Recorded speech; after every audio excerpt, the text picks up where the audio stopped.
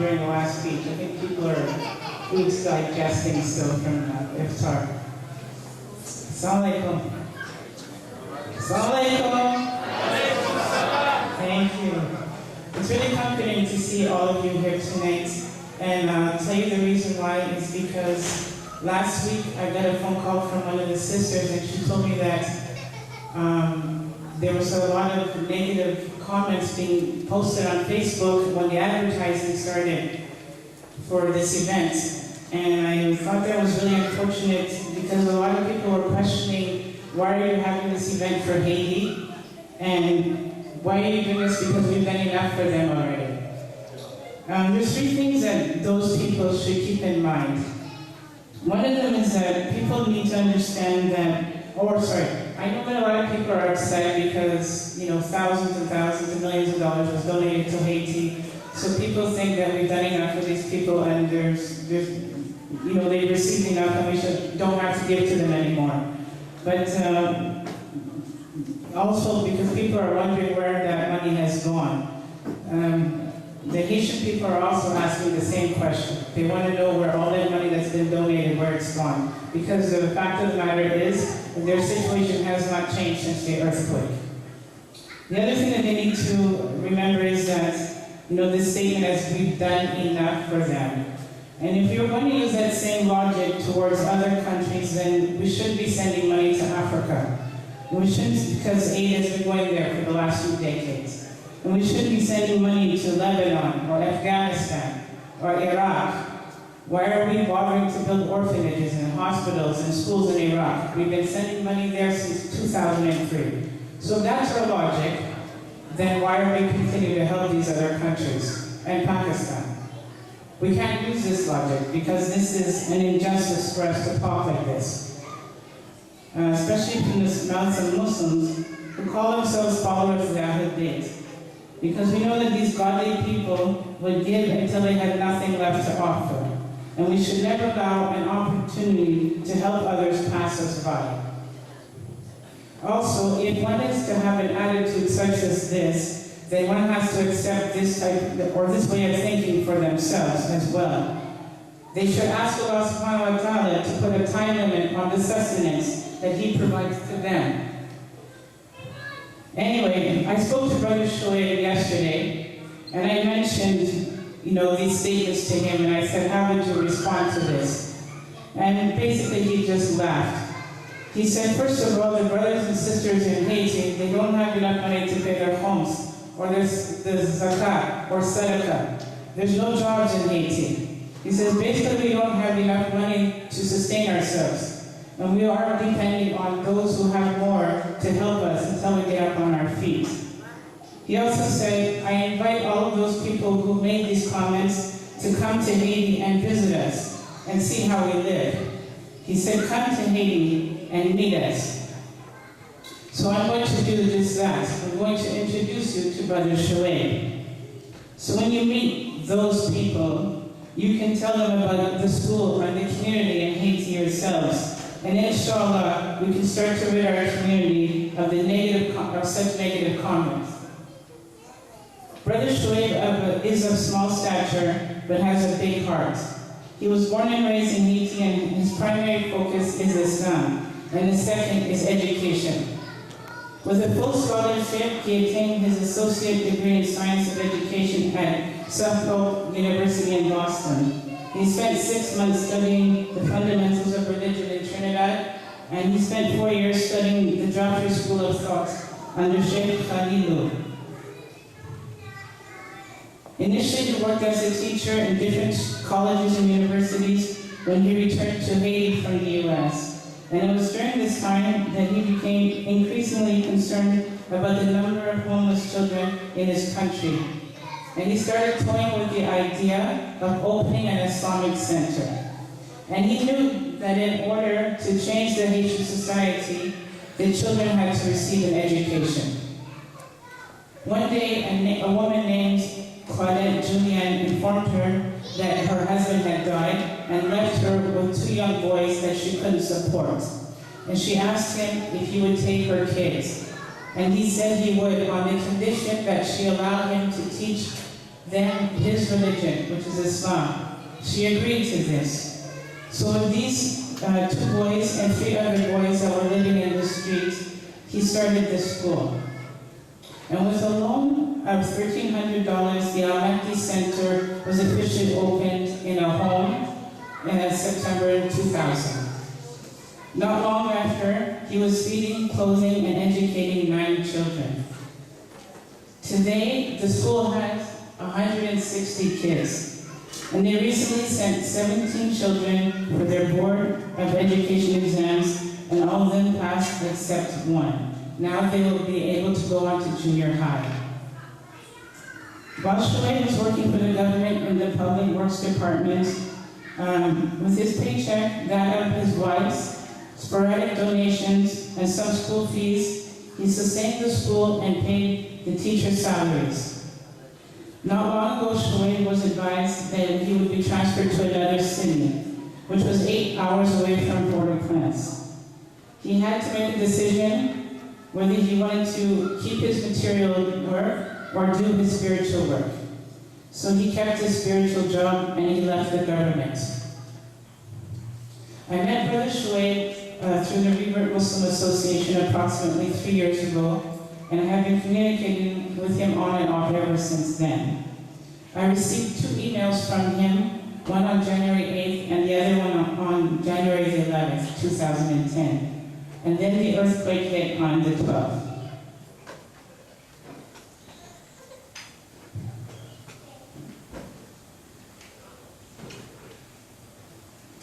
It was approximately 7 to 10 days before my friend Emmy was able to reach Shoaib, and this was the email that he sent to me.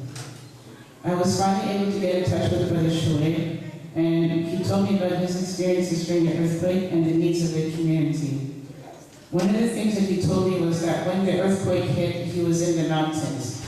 And he said that he was standing on the mountain, and just over there, there was a drop, and in between, and then there was another mountain. And in between these 2 mountains, there was a body of water, and there was a group of people who were working down there. And he said that when the earthquake hit the 2 mountains, they came together. So I said, well, what happened to the people that were down there? He said they were crushed between the 2 mountains. He said, honestly, sister, he said, I thought this was the day of Qiyamah. It took him 3 to 4 days to walk back to his house, and he saw the devastation and the destruction, and there was dead bodies in the street, and he finally made it to his home, where he found his wife sitting under a table as she was too scared to come outside.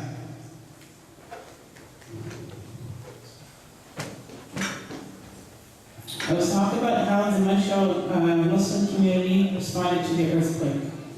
First of all, there was 2 sisters who immediately organized a movie night in Masjid al-Bayt in the MYM room. With the support of many sisters and brothers, they managed to raise over $1,000. Then the Path of Light decided to send a container and started collecting clothing, money, and non-perishable items.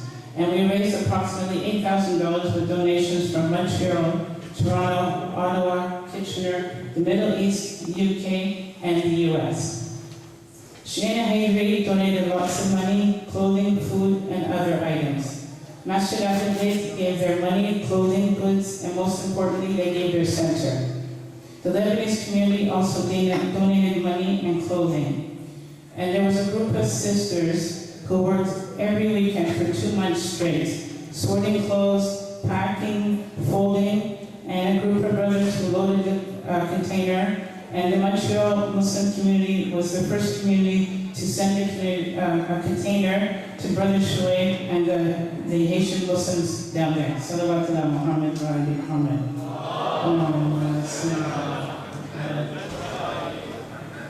The container was packed with toiletry items, clothing, food, tents, school supplies, shoes, purses, hair products, blankets, towels, and basically anything that we could pack. These were basically the goods that were received at the port in Haiti. And these are the goods that are being distributed to the people in Haiti.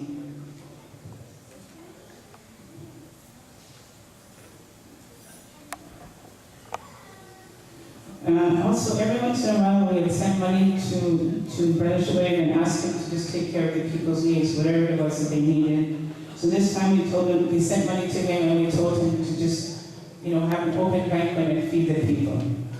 He said that in this reception they were able to feed 200 people, and he said normally when food is involved, people get out of control, but alhamdulillah, everything went well with this distribution.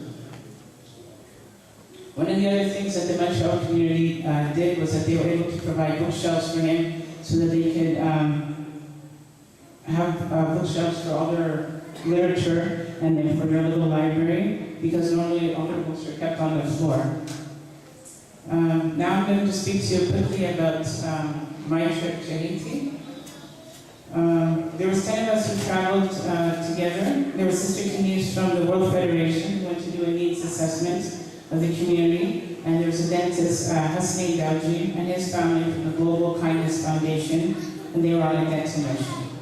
We arrived on June 17th. It was my son, my niece, Sister Kenise, and myself were on the same flight, but we weren't sitting together. So as me and my son, we disembarked, we were waiting for Sister Kenise to come out, and when she finally arrived, she told me that she had been sitting with a foreign aid worker, and he told her that Haiti was worse than Gaza.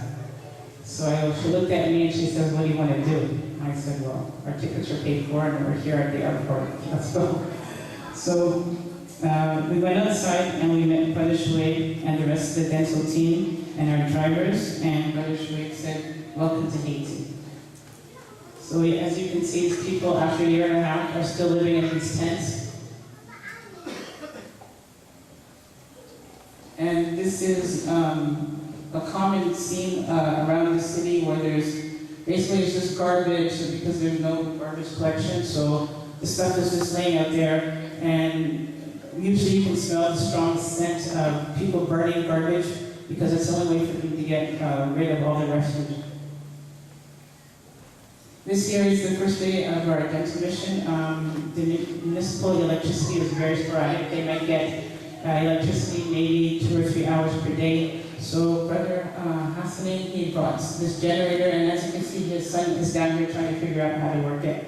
So we didn't have any electricity for a little while, and then there was a brother who came and he said that there was electricity and they connected wires to each other, and then finally we were able to do some dental work. The first day we had to work outside, and he's mentioning that we were working under a fire ant tree. There's all these little red ants that were on the leaves of the tree, and they would just fall on you and then they would come and bite you really hard. So these are some of the conditions under which we were working. This is Brother Hasnain from Vancouver, and this is his wife, Sister Fatima. And that there's Sister Fatima, the wife of Brother Shoaib. Obviously, we were coming there with new equipment, and we were strangers from the outside, so in order to try and get the trust of the kids, we tried to play with them and talk to them, and we played games with them. And here, Brother Hassanin is showing them Toy Story on his computer. Here, his wife is reading a book to the children, and you can see the translation. We usually went from English to French to Creole. This is just working with the kids, providing dental work to them. As you saw in the beginning, this is the difference between how the center looked before and how it looks now. This is their masjid, and it's also where the kids eat, and this is a little storage area. Here's some of the kids, and up there you can see it's their blackboard. As you can see over here, there's basically no wall. It's basically plywood, which is different from how it was before. These are the teacher's desk, and the kids, the students' desk. And here there's 2 classrooms. There's one right here, there's another one behind that piece of plywood. So basically you have, this is the situation, there's 6 classrooms, pretty much set up like this, and there's no sound barriers, so you just hear noise between all the classrooms. Here the last day, try and make up for all the pain that we inflicted on these children. We gave them some toys and gifts, so they were happy to see us. And here's just some of the people from the dental team making friends with their kids. This is the last day that we were there. We just took a picture outside with the whole team and Brother Shoaib and our driver. And sorry. As you can see, he's talking about how much dental work was done. They treated 75 patients and 4 locations, and the approximate value of the work that was done was about $38,000. This is right beside Brother Shoaib's school. So when you come out, that sign where we were standing, when you come out, this is what's to the left of the school. As you can see, nothing's really changed. No major cleanup has happened. This is pretty much the scene on most of the streets there. This is the main watering hole in Carrefour, where Brother Shoaib's school is. This is literally a minute walk away from his school. And as you can see, the people come here to bathe, to wash their clothes, and to drink. And just further up, there's a little hill from where the water is coming, and there's a rusted truck that the water goes through there before it gets down into this watering hole. So this is the situation. So one of the things that we were thinking about is the proceeds tonight could go towards building a water well for this community. These are just some of Brother Shoaib's future goals. As I said, he has a big vision. He would like to, be able to provide 3 meals a day to the children. As of right now, most of the children only eat whatever they provide to them at the school, which is 1 meal a day. And he said that if they were able to provide them with 3 meals a day, it would help them to concentrate and focus. They'd be able to do more physical activities, and it would protect them against certain illnesses. He also wants to build a proper orphanage because there's a lot of children who are living on the streets. There's approximately, like I said, there's 160 children at the school, 70% of them are orphans. He wants to take as many children off the street, provide them with proper shelter and food and clothing, and inshallah open up a high school and enroll more children. He said it doesn't matter how many schools are in the area, there's just not enough to fulfill all the needs of all the children that are in Haiti.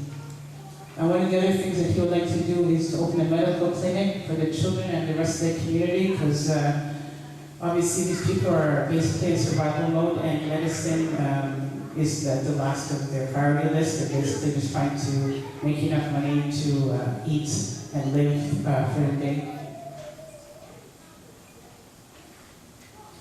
This message from Brother Shoaib and the children after they received our literature container, just sending a thank you to all the Muslims in Montreal and Toronto. And that's it. Thank you so much for your time.